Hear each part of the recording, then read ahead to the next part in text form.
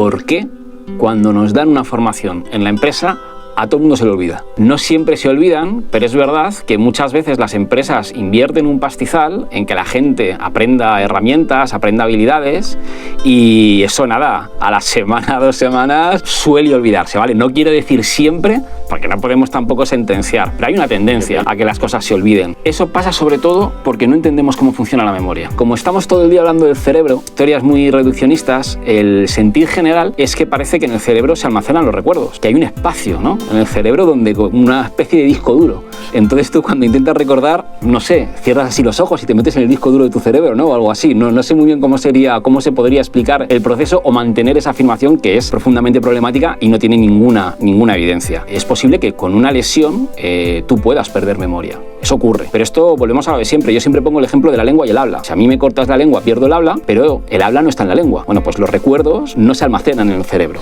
¿Por qué recordamos entonces? Hay que pasar los sustantivos a verbos siempre. No almaceno los recuerdos, sino que tengo la capacidad de recordar. Para que haya un recuerdo, tiene que haber un estímulo. Siempre. Por eso, recordar, como imaginar, son conductas. ¿Qué pasa?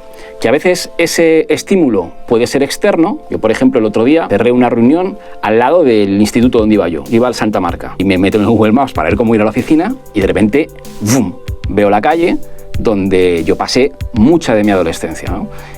Recuerdo. Ahí es donde surgen los recuerdos en la interacción. ¿Qué pasa, por ejemplo, cuando se te pierden las llaves? ¿Qué tendemos a hacer? Volver a los sitios donde estábamos. Porque ahí, en esa interacción, es donde van surgiendo los recuerdos. ¿Qué pasa también a veces? Que alguien puede decir, no, pero vamos a ver. Yo muchas veces me siento, me pongo a pensar y recuerdo. Claro, la cuestión aquí es que como somos capaces de hablar, somos capaces de autoestimularnos, pero no dejan de ser estímulos. Si a mí me dicen, oye, ¿tú te acuerdas de este profesor de tu instituto? Para acordarme de ese profesor, a lo mejor lo primero que me viene a la cabeza, el edificio del instituto, en mi amigo Julián.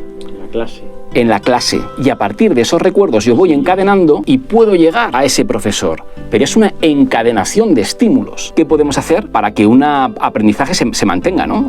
Oye, vale, pues y con esto que me dices, ¿a mí para qué me sirve? Pues mira, lo ideal es, en vez de dar formaciones de 8 horas, segmentarlas, ¿vale? Para recibir el estímulo de manera más repetida. Una formación de 8 horas es más fácil que se olvide que 4 formaciones de 2 horas. Que vas repitiendo el estímulo y vas generando más estímulos que permitan luego recordar esa formación, ¿no? Una vez se acaba el taller, estableces una serie de reforzadores. Es decir, oye, vamos a ver, el que empieza a poner en práctica esta tecnología durante X semanas va a poder salir media hora antes.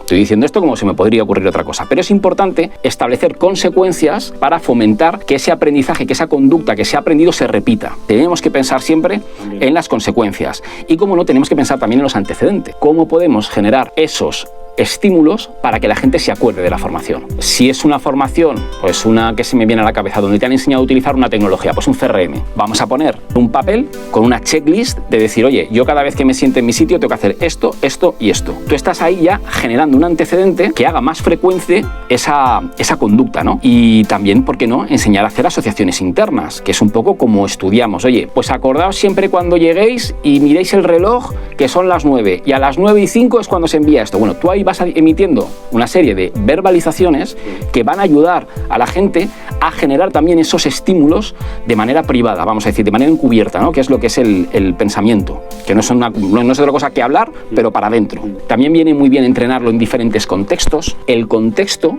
muchas veces marca relaciones, es decir, incluso haciendo que 2 personas se lleven muy bien jugando al tenis o practicando un deporte, que estaría muy bien, 2 personas que se llevan mal en el trabajo, eso no asegura que en el contexto de trabajo no siga habiendo las viejas rencillas que puede haber.